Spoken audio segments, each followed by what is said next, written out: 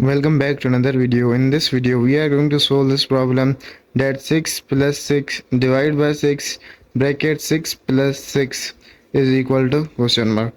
So first of all we solve the parentheses.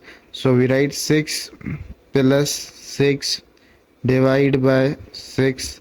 Now 6 plus 6 is equal to 12. So we write multiply 12. Now here then we solve 6 plus 6 divided by 6 multiply by 12. So first of all we solve division. So we write 6 plus 6 divided by 6 is equal to 1. So we write 1. Now we write multiply by 12. So now first we solve parentheses, then we solve division, now we solve multiplication. So now we solve this part. 1 multiply by 12 is equal to, so 6 plus 1 multiply by 12 is equal to 12.